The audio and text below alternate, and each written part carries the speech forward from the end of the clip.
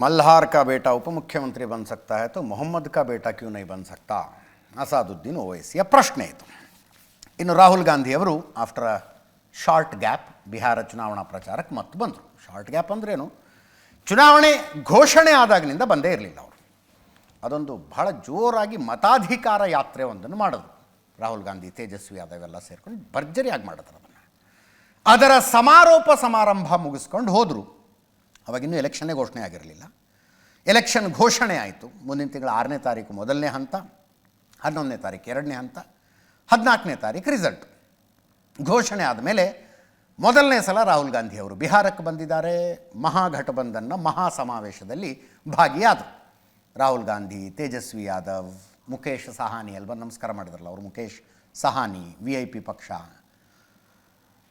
ಅಲ್ಲಿ ಎಲ್ಲ ಕಡೆ made in China, made in China, ನಿಮ್ಮ ಶರ್ಟ್ ನೋಡಿ ಮೇಡ್ ಇನ್ ಚೈನಾ, ನಿಮ್ಮ ಮೊಬೈಲ್ ನೋಡಿ made in China, made in Bihar ಆಗಬೇಕು ಅಂದರು.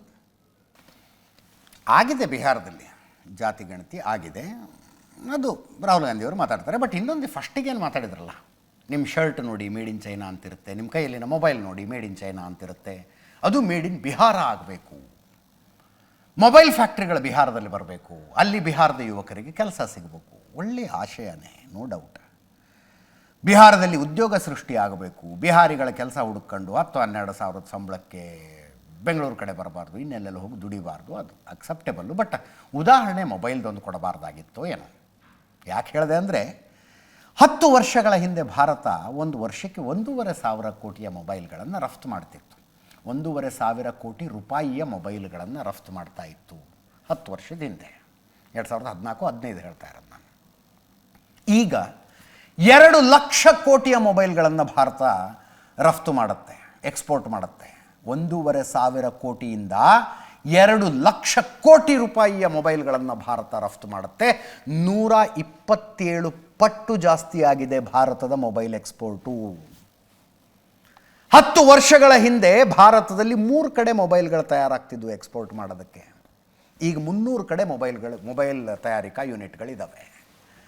ಆ್ಯಪಲ್ ಫೋನ್ ನೋಡ್ತೀವಲ್ಲ ನಾವು, ಆ್ಯಪಲ್ ಫೋನ್ಗಳ ಪೈಕಿ, ಆ್ಯಪಲು ಪ್ರಪಂಚದಾದ್ಯಂತ ಮಾರುವ ಫೋನ್ಗಳ ಪೈಕಿ 40% ಭಾರತದಲ್ಲಿ ಪ್ರೊಡ್ಯೂಸ್ ಆಗ್ತವೆ. ಈಗ 40% ಭಾರತದಲ್ಲಿ.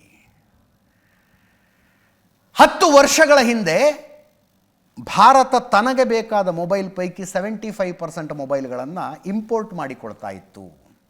75%. ಈಗ ಕೇವಲ 0.02% ಮೊಬೈಲ್ಗಳನ್ನು ಮಾತ್ರ ಇಂಪೋರ್ಟ್ ಮಾಡಿಕೊಳ್ಳುತ್ತೆ. ಅದಕ್ಕೆ ಉದಾಹರಣೆ ಮೊಬೈಲ್ ಬಿಟ್ಟು ಇನ್ನೇನಾದ್ರು ಕೊಡಬಹುದಾಗಿತ್ತು ಅಂತ ಹೇಳ್ತಾ ಇವತ್ತಿನ ನ್ಯೂಸ್ ಅವರ್ ಮುಗಿಸ್ತಾ ಇದ್ದೀನಿ. ನೇರ ದಿಟ್ಟ ನಿರಂತರ ಸುದ್ದಿಗಾಗಿ ನೋಡ್ತಾ ಇರಿ ಏಷ್ಯಾನೆಟ್ ಸುವರ್ಣ ನ್ಯೂಸ್.